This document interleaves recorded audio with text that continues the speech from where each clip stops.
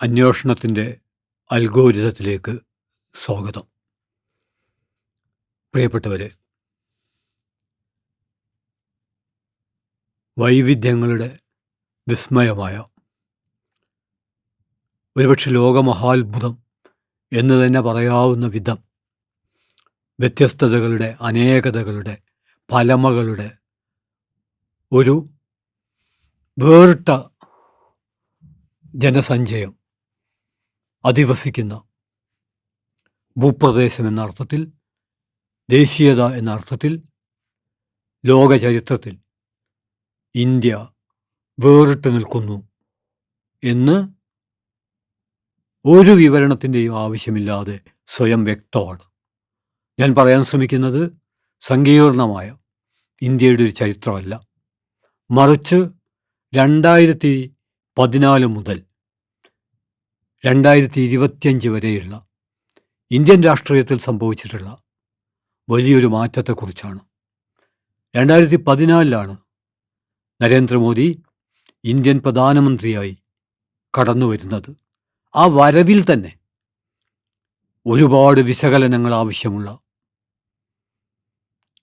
സാമൂഹ്യ, സാംസ്കാരിക, രാഷ്ട്രീയ പ്രശ്നങ്ങൾ അന്തർഭവിച്ചിട്ടുണ്ട്. എന്തുകൊണ്ടാണ് അങ്ങനെ പറയേണ്ടി വരുന്നത് എന്ന് ചോദിച്ചാൽ, നമ്മളൊരു 11 കൊല്ലത്തിന് പിറകിലേക്ക് സഞ്ചരിച്ചാൽ നമുക്ക് കാണാൻ പറ്റും.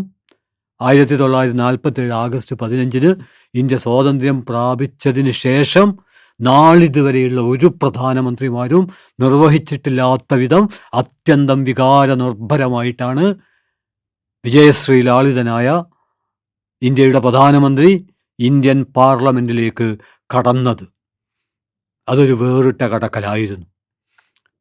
വളരെ വികാരനിർഭരമായി കണ്ണീരൊലിപ്പിച്ചുകൊണ്ടാണ്, പാർലമെൻറ്റിൻ്റെ പടവുകളിൽ സാഷ്ടാംഗം പ്രണമിച്ചുകൊണ്ടാണ്, കൈകൂപ്പിക്കൊണ്ടാണ്, പാർലമെൻറ്റിനെ ഇന്ത്യൻ ജനാധിപത്യത്തിൻ്റെ ക്ഷേത്രം, ടെമ്പിൾ എന്ന് വിളിച്ചുകൊണ്ടാണ്.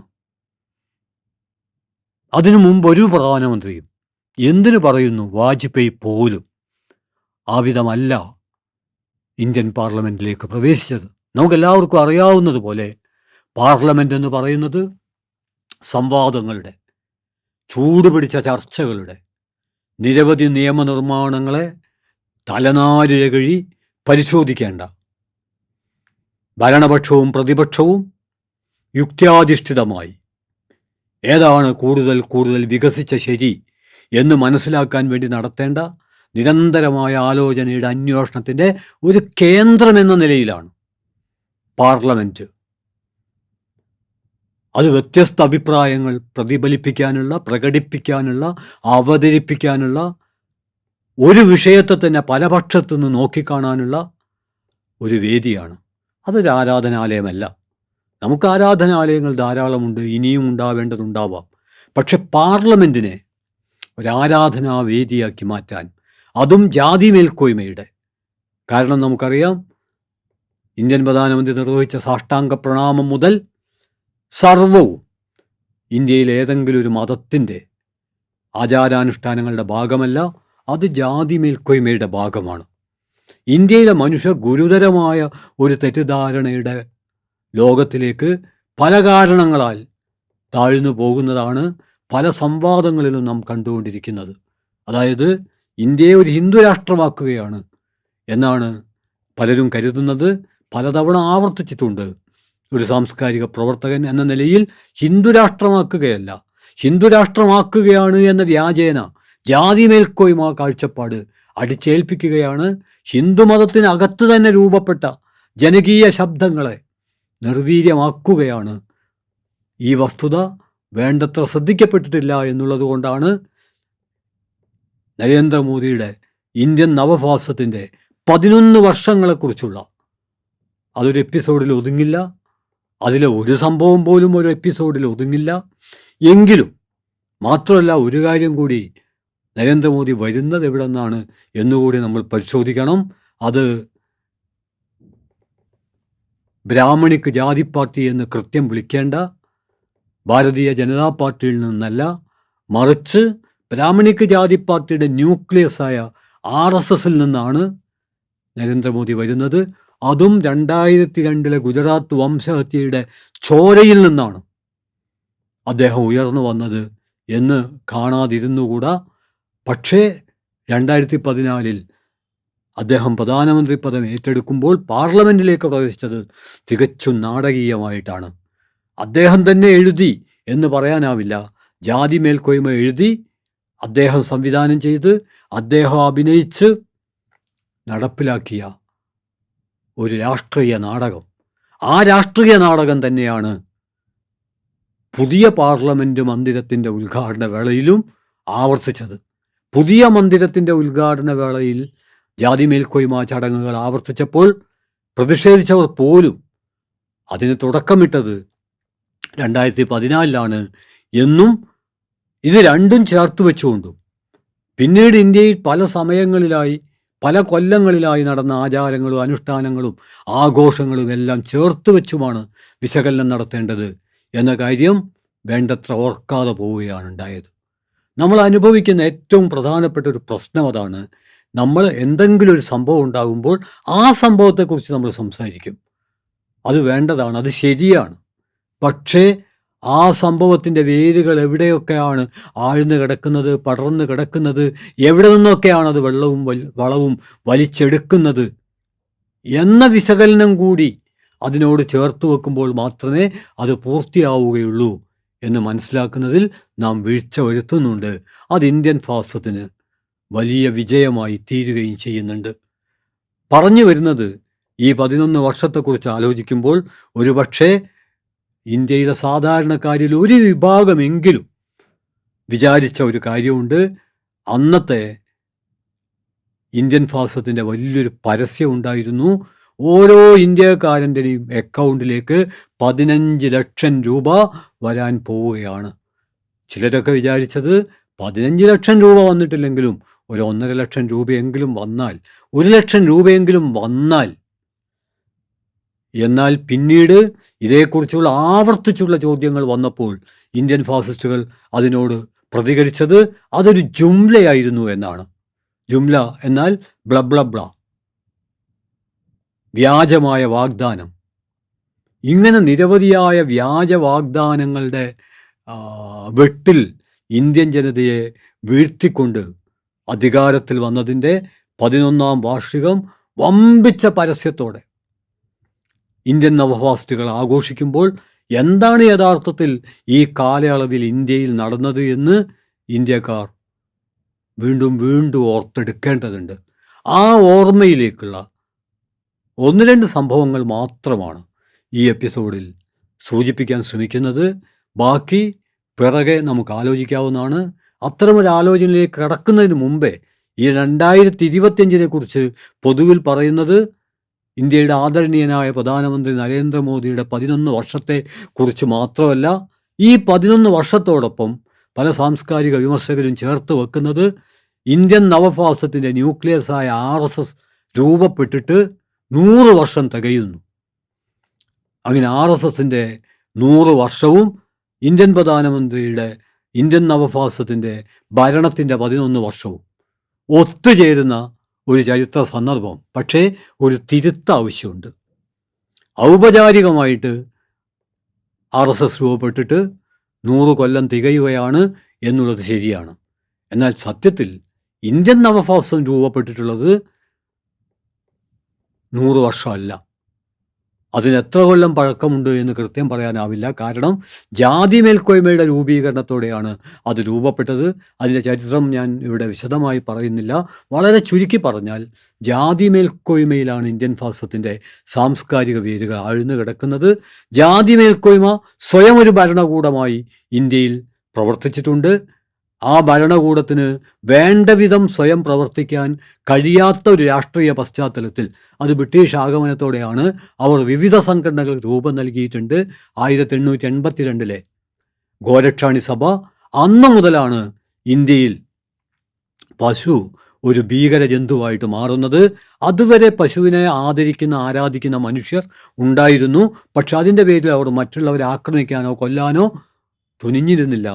ഗോരക്ഷാണി സഭയുടെ അവസ്ഥ അത് പശുവിനെ ഒരു രാഷ്ട്രീയ മൃഗമാക്കി മാറ്റി എന്നുള്ളതാണ് 1884 അതായത് ഇന്ത്യൻ നാഷണൽ കോൺഗ്രസ് 1885 രൂപപ്പെടുന്നതെങ്കിൽ 84 രാമസഭ രൂപപ്പെടുന്നത്. അതിനു മുമ്പ് തന്നെ കോടിക്കോടി ഇന്ത്യക്കാരായ മനുഷ്യർ രാമഭക്തരായിട്ടുണ്ടായിരുന്നു. രാമ രാമ പാഹിമാം എന്നവർ ഉള്ളിൻ്റെ ഉള്ളിൽ നിന്ന് മന്ത്രമായി ചൊല്ലിയിട്ടുണ്ട്.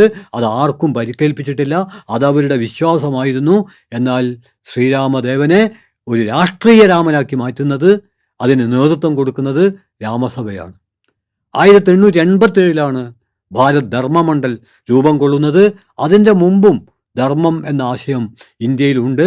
ഒരുപക്ഷെ ഒന്നുമില്ലാത്ത മനുഷ്യനെ പോലും മലയാളത്തിൽ ധർമ്മക്കാരൻ എന്ന് വിളിക്കുന്നിടത്തോളം ധർമ്മത്തെക്കുറിച്ചുള്ള ആലോചന പടർന്നിട്ടുണ്ട്, വ്യാപിച്ചിട്ടുണ്ട്, വിസ്തൃതപ്പെട്ടിട്ടുണ്ട്. പക്ഷേ 1887 ധർമ്മം ബുദ്ധൻ്റെ ധമ്മമല്ല, കീഴാള ജീവിതത്തിൻ്റെ ധർമ്മസങ്കല്പങ്ങളല്ല, അത് ജാതി മേൽക്കോയ്മയുടെ ചാതുർവർണ്ണത്തിൻ്റെ ധാർമ്മിക കാഴ്ചപ്പാടാണ്. അതിൻ്റെ തുടർച്ചയിലാണ് പഞ്ചാബ് ഹിന്ദു മഹാസഭ രൂപപ്പെടുന്നത്. അതിൻ്റെ തുടർച്ചയിലാണ് ഹിന്ദു മഹാസഭ, അതിൻ്റെ തുടർച്ചയിലാണ് RSS. അതിനൊക്കെ ഒരുപാട് കാര്യങ്ങൾ നേരത്തെ വിശകലനം ചെയ്തിട്ടുണ്ട്. ഇവിടെ പറയാൻ ശ്രമിക്കുന്നത് ഈ 11 വർഷവും 100 വർഷവും തമ്മിലുള്ള ഒരു തരത്തിലുള്ള യോജിപ്പ്. ആ യോജിപ്പ് ഞാൻ നേരത്തെ പറഞ്ഞു. ഇന്ത്യൻ ജാതി മേൽക്കോയ്മയുടെ ഒരാചാരം വാജ്പേയി പോലും നിർവഹിക്കാത്തത് നിർവഹിച്ചുകൊണ്ട് ആരംഭിച്ചപ്പോൾ തെരുവിൽ നടന്നൊരു സംഭവമുണ്ട്. 2014 ഇന്ത്യയിൽ ആദ്യമായിട്ടല്ല കൊലകൾ നടക്കുന്നത്. പക്ഷേ മുഹമ്മദ് സാദിഖ് ഷെയ്ഖ് എന്ന ഒരു ടെക്കി പൂനെയിൽ വെച്ച് കൊല ചെയ്യപ്പെടുകയാണ്. കൊല ചെയ്യപ്പെട്ട ഉടനെ ഭുവിത് ഷെട്ടി എന്ന് പറയുന്ന ഹിന്ദു ജാഗരൺ സേനയുടെ നേതാവ്. നമ്മൾ ഓർക്കണം, ഈ 11 കൊല്ലത്തിനിടയിൽ RSSനൊപ്പം നിരവധി ഫ്രിഞ്ച് ഓർഗനൈസേഷൻ, ഷാഡോ ആർമീസ്, നിഴൽ സൈന്യങ്ങൾ നിലവിൽ വന്നിട്ടുണ്ട്. അതിലൊന്നാണ് ഹിന്ദു ജാഗരൺ സേന. അതിൻ്റെ നേതാവാണ് ഭുവിത് ഷെട്ടി. മുഹമ്മദ് സാദിഖ് ഷെയ്ഖിനെ കൊന്നിട്ട് അയാൾ ഫേസ്ബുക്കിൽ ഒരു പോസ്റ്റ് ഇട്ടു, ആദ്യത്തെ വിക്കറ്റ് വീണു. ഞാൻ എടുത്തു പറയാൻ ആഗ്രഹിക്കുന്നത്, 2014 മുമ്പിൽ കൊലകൾ ഉണ്ടായിട്ടുണ്ട്, കൊള്ളരുതായ്മകൾ ഉണ്ടായിട്ടുണ്ട്, വംശഹത്യകൾ ഉണ്ടായിട്ടുണ്ട്, അത് ആഘോഷിക്കപ്പെട്ടിട്ടുണ്ട്. എന്നാൽ ഒരു പുതിയ ഘട്ടത്തിലേക്ക് ഇന്ത്യ ചരിത്രത്തെ സംബന്ധിച്ചിടത്തോളം 2014 മുമ്പ് 2014 പിമ്പ് എന്ന് കൃത്യം വിഭജിക്കാവുന്ന വിധം നമ്മുടെ രാഷ്ട്രീയ സാമൂഹ്യ സാംസ്കാരിക അവസ്ഥ മാറിക്കഴിഞ്ഞു എന്ന് ഇനിയും മനസ്സിലാക്കാൻ മടിക്കുന്നവർ, അവർക്ക് ഇന്ത്യൻ യാഥാർത്ഥ്യത്തെ മനസ്സിലാക്കാൻ കഴിയാതെ പോകും എന്നുള്ളതാണ്.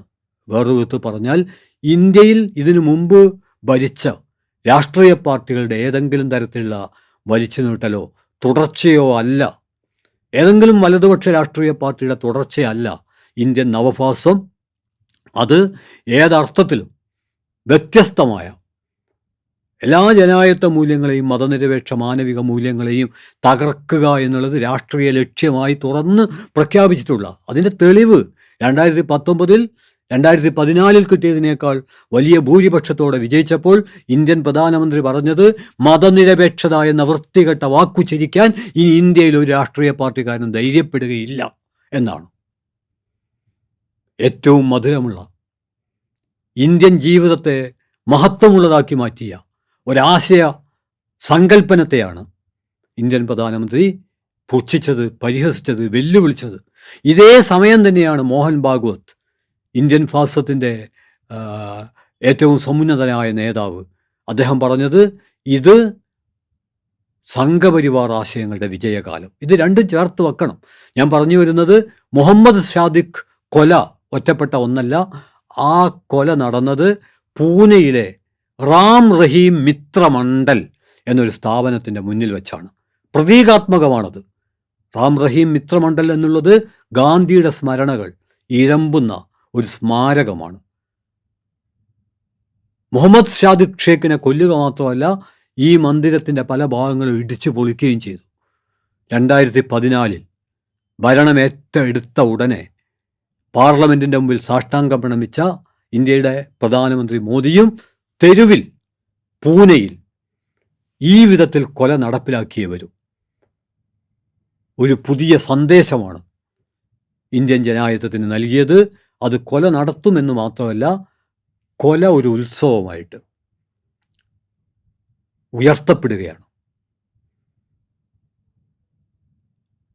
ഇനിയും ഞങ്ങൾ ആവർത്തിക്കുമെന്ന് വെല്ലുവിളിക്കപ്പെടുകയാണ്. എന്നാൽ ഇതാണ് ഇന്ത്യ എന്ന് പറയാൻ പറ്റില്ല. കാരണം ഇതേ മഹാരാഷ്ട്രയിലാണ്, മുമ്പൊരു എപ്പിസോഡിൽ പറഞ്ഞു എന്നാണ് ഞാൻ കരുതുന്നത്, എത്ര പറഞ്ഞാലും അധികമാവില്ല, അത് നൂർജഹാൻ ഷെയ്ഖ് വിവരിക്കുന്നില്ല. ഒരു ഗർഭിണി തെരുവിൽ പ്രസവിക്കുമോ എന്ന അവസ്ഥ വന്നപ്പോൾ ഗണേശ ക്ഷേത്രത്തിലെ, വിജയവാഡയിലെ ഗണേശ ക്ഷേത്രത്തിലെ സ്ത്രീകൾ ആ ക്ഷേത്രത്തിനകത്ത് അവർക്ക് പ്രസവിക്കാൻ സൗകര്യം ചെയ്തതാണ്. ഞാൻ പറയാൻ ശ്രമിക്കുന്നത് 2014 മുതൽ ഇന്ത്യയിലെ നവഫാസിസ്റ്റ് ഭരണകൂടം ജനവിരുദ്ധമായ ഒരുപാട് കാര്യങ്ങൾ ചെയ്യുമ്പോൾ ഇന്ത്യയിലെ പല മതത്തിലും പെട്ട ജനത സൗഹൃദത്തിൻ്റെ, സ്നേഹത്തിൻ്റെ സമാന്തരമായ ഒരു ജനകീയ ഭരണമെന്ന് വിളിക്കാൻ പറ്റില്ല, ഒരു വലിയ കൂട്ടായ്മ ഉണ്ടാക്കിക്കൊണ്ടിരിക്കുന്നുണ്ട്. സാധാരണ 2014 മുമ്പൊക്കെ എവിടെയെങ്കിലും കലാപം നടന്നാൽ ആ കലാപം ഇല്ലാതാക്കുന്നതിനാണ് ഭരണകൂട സംവിധാനങ്ങൾ ഉപയോഗിക്കപ്പെട്ടിരുന്നെങ്കിൽ 2014 ശേഷം നാം കാണുന്നത് ഭരണകൂട സംവിധാനങ്ങൾ കലാപത്തിന് സഹായം ചെയ്യുന്ന തരത്തിലേക്ക്, കലാപത്തിൽ പിച്ചിക്കീറപ്പെടുന്ന ഒരു ജനതയെ പിന്നെയും പരിക്കേൽപ്പിക്കുന്ന തരത്തിൽ പ്രവർത്തിക്കുന്നതാണ് നമ്മൾ കാണുന്നത്. ഇതൊരു വലിയ പ്രതിസന്ധിയാണ്. ജനങ്ങൾ സൗഹൃദത്തിൻ്റെ, സ്നേഹത്തിൻ്റെ ഒരു ഭാഗമായി മാറുമ്പോൾ ആ ജനങ്ങളെ ശിക്ഷിക്കാൻ സർക്കാർ തയ്യാറാവുന്ന ചിത്രങ്ങൾ ചങ്കിടിപ്പോടെയല്ലാതെ നമുക്ക് കാണാനോ കേൾക്കാനോ കഴിയില്ല. അതവിടെ നിൽക്കട്ടെ. മുഹമ്മദ് ഷാദിഖ് വധം അത് വേറിട്ട ഒന്നാണ്. 2015 ഇതേ സമയത്ത് ജനങ്ങളുടെ നേതൃത്വത്തിൽ സൗഹൃദം രൂപപ്പെടുമ്പോൾ തന്നെയാണ് ഇന്ത്യയാകെ, ഒരുപക്ഷെ ലോകം മുഴുവനും ചർച്ച ചെയ്യപ്പെട്ട മുഹമ്മദ് അഖ്ലാഖ് വധം, ദാദ്രി. ഈ 11 കൊല്ലത്തെക്കുറിച്ച് പറയുമ്പോൾ സാമ്പത്തികമായി, സാംസ്കാരികമായി പല നയങ്ങളെക്കുറിച്ചും പറയാറുണ്ട്. പക്ഷേ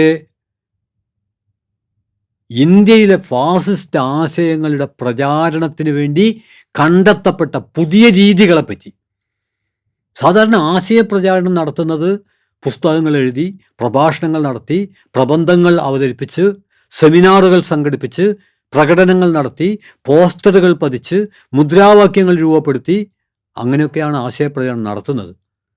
എന്നാൽ ഫാസിസ്റ്റുകളുടെ ആശയപ്രചരണത്തിൻ്റെ ഏറ്റവും പ്രധാനപ്പെട്ട മാർഗങ്ങൾ, വഴികൾ എന്ന് പറയുന്നത് വംശഹത്യ, കലാപം, കൊലവിളി, വെല്ലുവിളി, വെറുപ്പിൻ്റെ പ്രചാരണം, അസഹിഷ്ണുതയുടെ അവതരണം, ഇങ്ങനെയാണ് അവർ നടത്തുന്നത്. ഈ പ്രചാരണത്തിന് വലിയൊരു മെച്ചമുണ്ട്. ആശയപ്രചരണത്തിലൂടെ ജനങ്ങൾക്കിടയിൽ ഉണ്ടാക്കി തീർക്കുന്ന ഐക്യത്തെ ഒരൊറ്റ കലാപം കൊണ്ട് ഇല്ലാതാക്കാൻ പറ്റും. പിന്നെ വീണ്ടും ജനായത്തം അടിയിൽ നിന്ന് കല്ല് വെച്ച് സൗഹൃദത്തിൻ്റെ ഒരു ലോകം കെട്ടിപ്പൊക്കണം. വീണ്ടും ഒരു കലാപത്തിലൂടെ, വംശഹത്യയിലൂടെ ഫാസിസ്റ്റുകൾക്ക് അത് പൊളിക്കാൻ പറ്റും. അതുകൊണ്ട് ഞാൻ സൂചിപ്പിക്കുന്നത് 2014 മുതൽ 2014 മുതൽ ഈ 11 കൊല്ലത്തെ ഇടപെടൽ നോക്കിയാൽ അതിലൊരു കാര്യത്തെക്കുറിച്ച് മാത്രമാണ് ഈ എപ്പിസോഡിൽ പറയാൻ ശ്രമിക്കുന്നത്. വെറുപ്പ് ഭരണകൂടത്തിൻ്റെ മാതൃഭാഷയായിട്ട് അനുദിനം വളർന്നുകൊണ്ടിരിക്കുകയാണ്. വെറുപ്പാണ് മാതൃഭാഷ. ഭരണാധികാരികൾ സംസാരിക്കുന്ന തൊട്ട് തെരുവിലെ പ്രഭാഷകർ, ഫാസിസ്റ്റ് പ്രഭാഷകർ പറയുന്നത് തൊട്ട് അവർ നടപ്പിലാക്കുന്നത് വരെ അതിൻ്റെ ഭാഗമായിട്ടാണ് 2015 അഖ്ലാഖ് വധത്തെ, അഖ്ലാഖ് വധം മാത്രമല്ല, അഖ്ലാഖ് വധത്തിലെ പ്രതിയെ അറസ്റ്റ് ചെയ്ത സുബോധ് കുമാർ സിംഗ് എന്ന പോലീസ് ഉദ്യോഗസ്ഥൻ കൊല ചെയ്യപ്പെടുന്നുണ്ട്. എന്തിനു കൊല ചെയ്യപ്പെട്ടു? ആര് കൊന്നു? ഇതൊക്കെ തന്നെ അന്വേഷണ വിധേയമാക്കേണ്ടതാണ്. ഞാൻ പറഞ്ഞു വരുന്നത് അഖ്ലാഖ് വധം തന്നെ സത്യത്തിൽ ഒരു അധ്യായമാണ്. കാരണം നമ്മൾ ഗസയെക്കുറിച്ച് പറയുമ്പോൾ, ഫലസ്തീനെക്കുറിച്ച് പറയുമ്പോൾ ഓർമ്മിച്ചെടുക്കേണ്ട ഒരു കാര്യമുണ്ട്. അത് തിയോഡർ ഹേഴ്സൽ എന്ന് പറയുന്ന ഒരു ഓസ്ട്രിയൻ പത്രപ്രവർത്തകൻ്റെ സാക്ഷ്യമാണ്. ആൽഫ്രഡ് ഡ്രൈഫസ് എന്ന് പറയുന്ന ഒരു ഫ്രഞ്ച് മിലിറ്ററി ഉദ്യോഗസ്ഥൻ, അദ്ദേഹം ജൂതനാണ് എന്ന ഒറ്റ കാരണം കൊണ്ട് അപഹസിക്കപ്പെട്ടപ്പോൾ, ആക്രമിക്കപ്പെട്ടപ്പോൾ, പീഡിപ്പിക്കപ്പെട്ടപ്പോൾ, കോർട്ട് മാർഷൽ ചെയ്യപ്പെട്ടപ്പോൾ ആ കോർട്ട് മാർഷൽ റിപ്പോർട്ട് ചെയ്യാൻ വന്ന ഓസ്ട്രിയൻ പത്രപ്രവർത്തകനായിരുന്നു ആൽഫ്രഡ് ഡ്രൈഫസ്. ആൽഫ്രഡ് ഡ്രൈഫസിനെ കോർട്ട് മാർഷൽ ചെയ്യാൻ ശ്രമിക്കുമ്പോൾ റിപ്പോർട്ട് ചെയ്യാൻ വന്ന ആളായിരുന്നു ഞാൻ നേരത്തെ പറഞ്ഞ തിയോഡർ ഹേഴ്സൽ. ആ തിയോഡർ ഹേഴ്സൽ എഴുതിയ പുസ്തകമാണ് ദ ജൂവിഷ് സ്റ്റേറ്റ്. ജൂതന്മാർക്ക് നേരെ നടക്കുന്ന ആക്രമണത്തെക്കുറിച്ച്, അവർക്ക് രക്ഷ വേണമെങ്കിൽ സ്വന്തമായി രാജ്യം വേണമെന്നൊരാശയം. ആ ആശയത്തിൻ്റെ സംവാദത്തിലേക്ക് തൽക്കാലം കടക്കുന്നില്ല. പക്ഷേ അതൊരു കൊളോണിയൽ ആശയമായിരുന്നു എന്ന് നമുക്കറിയാം. പക്ഷേ സംഭവിച്ചത് എന്താണ്? എമിലി സോള മുതൽ നിരവധി എഴുത്തുകാർ ആൽഫ്രഡ് ഡ്രൈഫസിൻ്റെ പക്ഷത്ത് നിന്നു. അങ്ങനെ ചരിത്രം Dreyfusards, anti Dreyfusards എന്ന് വിഭജിക്കപ്പെട്ടു. ഇന്ത്യയിലും അതുപോലെ 2015 അഖ്ലാഖിൻ്റെ പക്ഷത്ത് നിൽക്കുന്നവർ അഖ്ലാഖ് ആർട്സ്, അഖ്ലാഖിനെ എതിർക്കുന്നവർ ആൻറ്റി അഖ്ലാഖ് ആർട്സ് എന്ന പേരിൽ ജനകീയ രോഷം ഉരുത്തിരിഞ്ഞു വരേണ്ടതുണ്ടായിരുന്നു. ഉരുത്തിരിഞ്ഞ് വന്നില്ല. പക്ഷെ വേറൊരു കാര്യം സംഭവിച്ചു. ഇന്ത്യയിലെ പ്രഗത്ഭരായ നിരവധി പ്രതിഭകൾ, ശാസ്ത്രജ്ഞന്മാരുൾപ്പെടെ, എഴുത്തുകാരുൾപ്പെടെ അവരുടെ പുരസ്കാരങ്ങൾ തിരിച്ചേൽപ്പിച്ചു. ലോകം ഇന്ത്യയിലേക്ക് കണ്ണു തുറന്നു. 2015 അതിനെക്കുറിച്ച് അതിലേറെ ഞാനിപ്പോൾ പറയുന്നില്ല. അത് തന്നെ വളരെ വിശകലനം ചെയ്യപ്പെടേണ്ട ഒരു സംഭവം ഉണ്ട്. അതവിടെ നിർത്തുന്നു. 2016 നോട്ട് നിരോധനം ഇന്നും നടുക്കം വിട്ടുമാറിയിട്ടില്ല. സത്യത്തിൽ അത് ഇന്ത്യൻ ഫാസിസത്തിൻ്റെ ഒരു അമ്ല പരീക്ഷണം, ആസിഡ് ടെസ്റ്റായിരുന്നു. ഫാസിസത്തിൻ്റെ മുമ്പിൽ ഇന്ത്യൻ ജനത ധീരമായി പ്രതികരിക്കുമോ, തൊമ്മികളായി ഒതുങ്ങിക്കഴിയുമോ? നമുക്കറിയാം, പാലസ്തീനിൽ പോലും നിരവധി ചെക്ക് പോയിന്റുകളുണ്ട്. ആ ചെക്ക് പോയിന്റുകൾ പീഡന കേന്ദ്രങ്ങളാണ്. പക്ഷേ അവിടെ വെച്ച് മുദ്രാവാക്യങ്ങൾ ഉണ്ടായിട്ടുണ്ട്, കവിതകൾ ഉണ്ടായിട്ടുണ്ട്, നോവൽ ഉണ്ടായിട്ടുണ്ട്, അവർ പ്രതിഷേധിച്ചിട്ടുണ്ട്. പക്ഷേ ഇന്ത്യയിൽ 2016 നവംബർ മാസത്തിൽ പെട്ടെന്ന് അപ്രതീക്ഷിതമായി ഒരശനിപാതം പോലെ, ഒരു ഇടിവെട്ട് പോലെ ഇന്ത്യൻ ജനതയുടെ മേൽ നോട്ട് നിരോധനം വന്ന് വീണപ്പോൾ ഇവിടെ ഉണ്ടായത് നിശബ്ദമായ നീണ്ട നീണ്ട ക്യൂകളാണ്. ആ ക്യൂവിൽ വെച്ച് നിരവധി പേർ കുഴഞ്ഞു വീണിട്ടുണ്ട്. 100-ലേറെ പേർ മരിച്ചിട്ടുണ്ട്. മരിച്ചവരുടെ മൃതദേഹത്തിന് മുകളിൽ ചവിട്ടി തൻ്റെ വിയർപ്പിൻ്റെ ഉപ്പ് പുരണ്ട പണമെടുക്കാൻ, ഞാൻ ആവർത്തിക്കുന്നു, ആരുടെയും ദാനം സ്വീകരിക്കാനല്ല, സ്വന്തം പണമെടുക്കാൻ, സ്വന്തം സുഹൃത്തിൻ്റെ, ബന്ധുവിൻ്റെ മൃതദേഹത്തിൽ ചവിട്ടി കൗണ്ടറിലേക്ക് നടന്നു നീങ്ങേണ്ടി വരുന്ന ഒരു മനുഷ്യൻ്റെ നിസ്സഹായത, ആജീവനാന്തം അയാൾ ചുമക്കേണ്ട കുറ്റബോധത്തിൻ്റെ വൻഭാരം, ഒരുപക്ഷെ ഇതിന് സമാനമായി കേരള ചരിത്രത്തിൽ വല്ലതും ഉണ്ടായിട്ടുണ്ടെങ്കിൽ അത് നമുക്കെല്ലാവർക്കും അറിയാവുന്നതുപോലെ 921 വാഗൺ മസാക്കറാണ്. ആ മസാക്കറിൽ സംഭവിച്ചതും ഇത് തന്നെയാണ്. തങ്ങളുടെ സമരയോദ്ധാക്കളെയാണ് ഈ വാഗണിൽ കുത്തി നിറച്ചത്. എന്നാൽ 1-2 ദ്വാരങ്ങൾ, അത് ബോധപൂർവമായിരിക്കണം, അവിടെ മൂക്ക് വെക്കാൻ അവസരം കിട്ടിയവർക്കാണ് ശ്വസിക്കാൻ പറ്റിയത്. ആദ്യമാദ്യം അവർ സമരസൗഹൃദത്തിൻ്റെ പശ്ചാത്തലത്തിൽ മാറി മാറി ശ്വസിച്ചു. പക്ഷേ എല്ലാവർക്കും ശ്വസിക്കാൻ കഴിയുന്ന തരത്തിലായിരുന്നില്ല. അവർക്ക് ദാഹം സഹിക്കാനാവാതെ വന്നു. ശ്വാസം മുട്ടി പരസ്പരം മാന്തിപ്പൊളിച്ച് ചോര കുടിക്കുന്ന ഡ്രാക്കുളകളായി ഒരു ജനത മാറി എന്നാണ് നാം വിചാരിക്കുക. അവരെ മാറ്റിയതാണ്. ഇത് ബ്രിട്ടീഷ് സാമ്രാജ്യത്വം നടത്തിയ ഏറ്റവും ഹീനമായ, ഭീകരമായ ഒരു കാര്യമായിരുന്നു. അതിൻ്റെ കാരണം 1921 സെപ്റ്റംബർ 16 നിലമ്പൂർ കേന്ദ്രമാക്കി ഒരു സമാന്തര ഭരണം സാമ്രാജ്യത്വത്തിൻ്റെ അകത്തളത്തിൽ മലബാർ വിപ്ലവ സിംഹം വാര്യംകുന്നത്ത് കുഞ്ഞമ്മദാജിയുടെ നേതൃത്വത്തിൽ നിലവിൽ വന്നത് അവരെ അസ്വസ്ഥമാക്കി. സാമ്രാജ്യത്വത്തിന് ഇതുപോലൊരു പരാജയം നേരിട്ടിട്ടില്ല. അതിനുള്ള പ്രതികാരമായിട്ടാണ് വാഗൺ ട്രാജഡി എന്ന് പറയുന്ന വാഗൺ മസാക്കർ. ഞാൻ ഇത്രയും ചൂണ്ടിക്കാണിക്കുന്നത്, നമ്മൾ ഈ ചർച്ച ചെയ്യുന്ന നോട്ട് നിരോധനം അത് അടയാളപ്പെടുത്തപ്പെട്ടിട്ടുണ്ട്.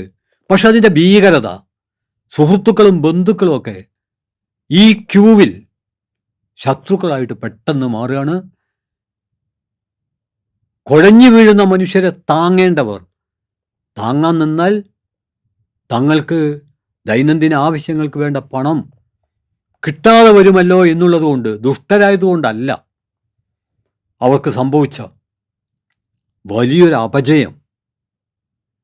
അതുകൊണ്ട് ഞാൻ സൂചിപ്പിക്കുന്നത്, നോട്ട് നിരോധനം അത് സാമ്പത്തിക രംഗത്തുണ്ടാക്കിയ പ്രതിസന്ധി എന്താണ്? മാത്രമല്ല, വലിയൊരു വിഭാഗം ഈ ക്യൂവിൽ ഒരു മുറുമുറുപ്പും കൂടാതെ, ചിലരൊക്കെ അല്പ അഭിമാനത്തോടെ നോട്ട് നിരോധനം നന്നായി, അത് കള്ളക്കടത്ത് അവസാനിപ്പിക്കും. കൂട്ടത്തിൽ കള്ളക്കടത്തുകാർ എന്നൊക്കെ പറയുന്നത് ഏതോ ഒരു പ്രത്യേക മതത്തിലെ ഒരു വിഭാഗമാണ്, അവർക്ക് 2 കിട്ടട്ടെ എന്ന് കരുതിയ എത്രയോ പാവങ്ങൾ ഇതിൻ്റെ പിറകിലെ രാഷ്ട്രീയം തിരിച്ചറിയാതെ. അതുകൊണ്ട് ഞാൻ സൂചിപ്പിക്കുന്നത്, ഈ 11 വർഷത്തെക്കുറിച്ച് പറയുമ്പോൾ നോട്ട് നിരോധനം എന്നുള്ളത് വളരെ പ്രധാനമാണ്.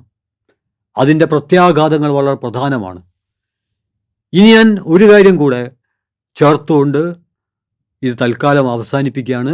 അത് മറ്റൊന്നുമല്ല, 2018 നടന്നൊരു കാര്യമാണ്. പലരും കരുതുന്നത് അത് തങ്ങളുടെ ദൈനംദിന ജീവിതത്തെ ഒന്നും ബാധിക്കുകയില്ലല്ലോ എന്നാണ്. 2018 നടന്നത് അന്നത്തെ സാംസ്കാരിക വകുപ്പ് മന്ത്രി മഹേഷ് ശർമ്മ, അദ്ദേഹത്തിൻ്റെ നേതൃത്വത്തിൽ ആർക്കിയോളജിക്കൽ സർവേ ഓഫ് ഇന്ത്യയുടെ ഉയർന്ന ഉദ്യോഗസ്ഥനായ KN ദീക്ഷിത് ഉൾപ്പെടെ ഒരു 14 അംഗ സമിതി നിലവിൽ വന്നു. ജനജീവിതത്തിൻ്റെ ദുരിതങ്ങളെക്കുറിച്ച് പഠിക്കാനല്ല, നമ്മുടെ സമൂഹത്തിൽ വർദ്ധിച്ചു വരുന്ന അസഹിഷ്ണുതയെ അടയാളപ്പെടുത്താനല്ല, മറിച്ച് ചരിത്രം തിരുത്താൻ, അതെ, ചരിത്രം തിരുത്താൻ ഔദ്യോഗികമായിട്ടൊരു സംഘടന നിലവിൽ വരികയാണ്. അതിനു മുമ്പ് അനൗദ്യോഗികമായി ചരിത്രം തിരുത്തുന്ന പ്രവർത്തനങ്ങൾ നടന്നിട്ടുണ്ട്. എന്നാൽ ഇത് ഔദ്യോഗികമായിട്ടാണ് 2018 നിലവിൽ വന്നു. അതിൻ്റെ ഭാഗമായി നമ്മുടെ ജീവിതത്തിൽ സംഭവിച്ച അട്ടിമറികൾക്ക് ഒരു കണക്കുമില്ല. പാഠപുസ്തകങ്ങൾ തിരുത്തപ്പെട്ടു, സ്ഥലനാമങ്ങൾ തിരുത്തപ്പെട്ടു, സ്ഥാപനങ്ങളുടെ പേരുകൾ തിരുത്തപ്പെട്ടു. ജനങ്ങൾക്കിടയിലുള്ള സൗഹൃദത്തെ തകർക്കാൻ സഹായകമായ എന്തുമേതും നിർബാധം ഉപയോഗിച്ചു. എന്തിന്? ഇന്ത്യക്ക് വളരെയേറെ വിദേശ നാണയം നേടിത്തരുന്ന, ഇന്ത്യക്ക് വളരെയേറെ സമ്പത്ത് നേടിത്തരുന്ന സപ്താത്ഭുതങ്ങളിലൊന്നായ താജ്മഹൽ പോലും പ്രതിപ്പട്ടികയിലായി. മുഗൾ മനസ്സ് എന്ന പുതിയൊരു മനസ്സ് രൂപപ്പെടുത്തിയെടുത്തു. മുഗൾ കാലത്തെ എല്ലാ തരത്തിലുള്ള സാംസ്കാരിക നേട്ടങ്ങളും ഇന്ത്യൻ സംസ്കാരത്തിന് അപകടമുണ്ടാക്കുകയാണ് ചെയ്തത് എന്ന അസഹിഷ്ണുതയിൽ അധിഷ്ഠിതമായ വാദമുഖങ്ങൾ ഒന്നിനു പിറകെ മറ്റൊന്നായി ആവർത്തിക്കപ്പെട്ടു. താജ്മഹലിനെ കുറിച്ച് പറയുമ്പോൾ എല്ലാവർക്കും അറിയാവുന്നതുപോലെ രവീന്ദ്രനാഥ് ടാഗോറിൻ്റെ വളരെ പ്രസിദ്ധമായൊരു പ്രയോഗമുണ്ട്. കാലത്തിൻ്റെ കവിൾത്തടത്തിലെ ഏകാന്തമായ കണ്ണുനീർത്തുള്ളി. മനോഹരമാണ് ആ പ്രയോഗം. പക്ഷേ ഇന്ന് ഉത്തർപ്രദേശിലെ ടൂറിസ്റ്റ് വൗച്ചറിൽ താജ്മഹലില്ല. ഞാൻ സൂചിപ്പിക്കുന്നത് ചരിത്രം തുടച്ചു നീക്കപ്പെടുകയാണ്. ചരിത്രമില്ലെങ്കിൽ ഒരു ജനത ചെതല് പിടിക്കും. ചരിത്രമുണ്ടെങ്കിൽ എന്തൊക്കെ പ്രതിസന്ധികൾ ഉണ്ടെങ്കിലും ചെറുത്തുനിൽപ്പിനുള്ള ഊർജം രൂപപ്പെട്ടു വരും. അതുകൊണ്ട് എല്ലാ അധിനിവേശ ശക്തികളും തങ്ങൾ കീഴടക്കിയ രാജ്യങ്ങളിലെ ചരിത്രം ഇല്ലാതാക്കാൻ ശ്രമിച്ചിട്ടുണ്ട്. ഇന്ത്യയിൽ അതിനുള്ള ഔദ്യോഗിക ശ്രമം, അടിവര ഔദ്യോഗിക ശ്രമം 2018 മുതൽ തുടങ്ങിക്കഴിഞ്ഞു. അതിൻ്റെ തുടർ പ്രവർത്തനങ്ങളാണ് നമ്മൾ ഈ സംസാരിക്കുന്ന 2025 നടന്നുകൊണ്ടിരിക്കുന്നത്. ഈ ഒരു പശ്ചാത്തലത്തിൽ ഈ 11 വർഷം കൊണ്ട് ഇന്ത്യ ചരിത്രത്തിൽ, ഇന്ത്യയുടെ സംസ്കാരത്തിൽ ഒക്കെ വലിയ അട്ടിമറികളാണ് നടന്നുകൊണ്ടിരിക്കുന്നത്. അത് തിരിച്ചറിയപ്പെടേണ്ടതുണ്ട്. അതുമായി ബന്ധപ്പെട്ട കൂടുതൽ വിശദീകരണങ്ങളും വ്യാഖ്യാനങ്ങളും അന്വേഷണത്തിൻ്റെ അടുത്ത അൽഗോരിതത്തിൽ നിർവഹിക്കാമെന്ന പ്രതീക്ഷയോടെ അഭിവാദ്യങ്ങൾ അർപ്പിച്ചുകൊണ്ട് അവസാനിപ്പിക്കുന്നു. അഭിവാദ്യങ്ങൾ.